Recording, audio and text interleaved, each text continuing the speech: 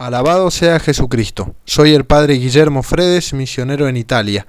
Hoy 16 de agosto, miércoles 19 del tiempo ordinario, leemos en el Evangelio según San Mateo.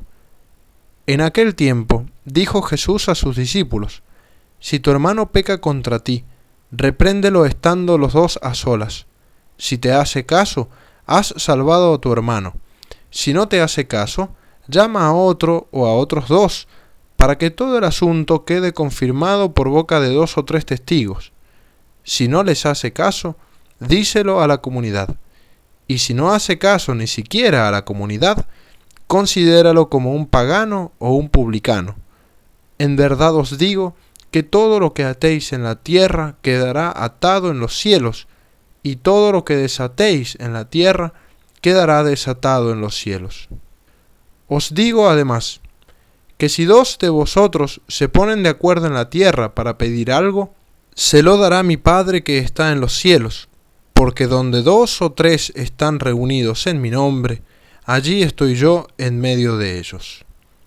Palabra del Señor. El Evangelio de hoy es muy sustancioso y rico en doctrina. Es alimento para masticar y rumiar largo rato, sacando jugo para alimentar nuestra alma y nuestra vida de fe. Yo quisiera resaltar lo primero que Jesús remarca, que es la importancia de la corrección fraterna. La corrección fraterna es uno de los efectos de la virtud de la caridad, y es una obra de misericordia fundamental. ¿Por qué? Porque las ofensas de un hermano a otro lesionan la caridad fraterna, y la caridad fraterna es lo que da solidez a la Iglesia. San Pablo dice que la caridad fraterna es vínculo de perfección, en la carta a los Colosenses, y es la plenitud de la ley, dice en la carta a los Romanos. La Iglesia es un edificio espiritual que se construye con muchas piedras unidas entre sí por la caridad. Si no hay caridad, no hay solidez en la construcción, y por lo tanto nadie quiere permanecer en ella. ¿Quién quiere entrar a un edificio que no tiene solidez? Nadie, porque corren el riesgo de morir, como comenta muy bien San Agustín. Sin caridad no se puede vivir. Y en particular debemos ejercitar la caridad también ante el pecado de mi prójimo. Es cierto que la corrección fraterna no es un acto fácil de realizar. La prudencia aquí entra en juego para que las consecuencias no sean desagradables y contraproducentes. Porque se da de hecho que muchas personas no quieren ser ayudadas a liberarse de sus pecados y de sus malas costumbres, a pesar del daño para su alma. Y además, al ser corregidas, pueden sentirse indignadas, disgustadas, pueden tomarlo a mal y generar deseos de venganza y persecución, entre otros efectos contraproducentes que podríamos señalar. Y uno dice, ¿por qué si uno no quiere hacerles el mal, quiere hacerles el bien? Por eso es difícil hacer una corrección fraterna. No es sencillo. Ahora bien, no se trata de ser un ogro que está mirando dónde se equivoca el hermano para corregirlo. Hay obligaciones especiales para corregir. En general, hay obligación de corregir únicamente los pecados graves del prójimo o el peligro de los mismos. Los educadores, lo mismo que los padres con sus hijos, deben también corregir los pecados leves de los jóvenes, cuando esas faltas arraiguen fácilmente y perjudiquen la recta formación moral. Lo mismo hay que decir respecto a los pecados que son solamente materialmente graves. Agreguemos algo más.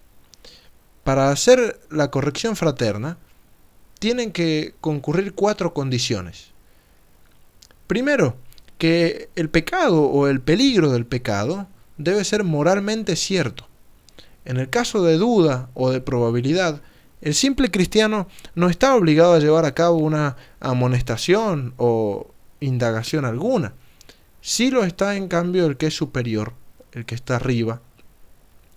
Pero la vigilancia mutua y la averiguación de los actos ajenos, más allá de los límites de la prudencia, son ajenas a la caridad y resultan odiosos. Eso en primer lugar. En segundo lugar, deben existir motivos fundados para esperar que la corrección alcanzará un resultado favorable. porque a la caridad le interesa el alma del pecador. Una reprensión que no hubiera de lograr fruto alguno, según todos los indicios, haría que el pecado se volviera más culpable. Distinto es el caso de los superiores, que tienen responsabilidad la cual apunta inmediatamente al bien común, y por esta razón con frecuencia están obligados, por el bien de la Iglesia, a reprender incluso a quienes son terreno estéril para recibir la amonestación.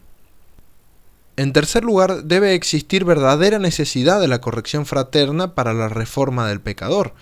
Si existe la posibilidad de que el pecador cambie de conducta por su propia iniciativa, o si hay otras personas más allegadas al mismo, o más indicadas y capaces para hacer la corrección, entonces se suspende la obligación para las demás personas.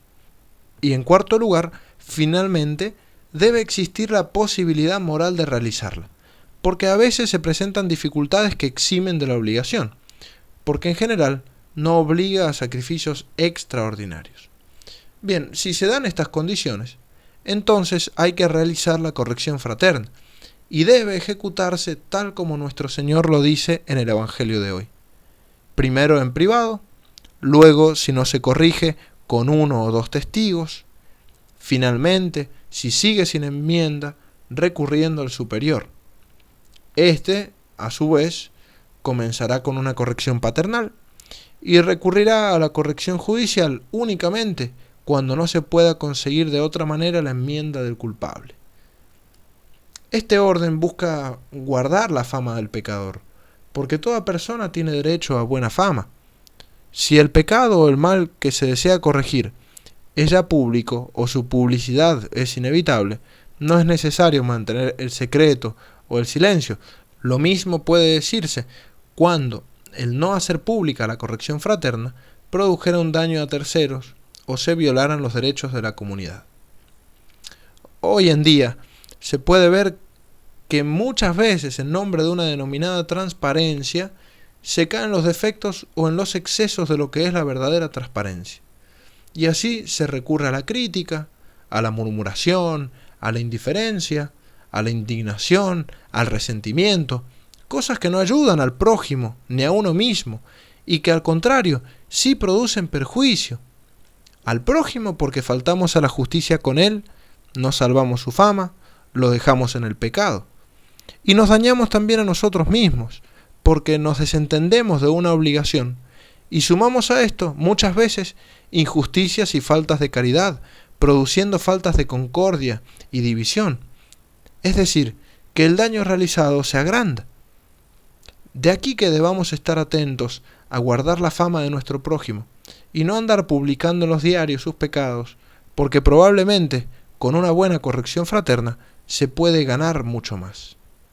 Tengamos entonces esto presente, pues como dice un autor, para nuestro Señor el pecado del prójimo no debe sernos indiferente.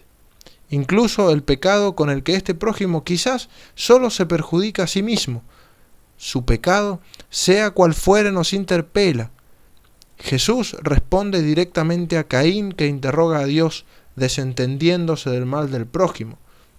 ¿Acaso soy yo el guardián de mi hermano? El Señor le responde, lo eres. Debemos positivamente interesarnos en el bien del prójimo, singularmente su bien espiritual y eterno, es decir, su salvación. Por eso, su pecado debe preocuparme. Pidamos a María Santísima la gracia de estar atentos al bien de nuestro prójimo y de trabajar para ganar a nuestros hermanos para Jesucristo. Ave María Purísima, sin pecado concebida.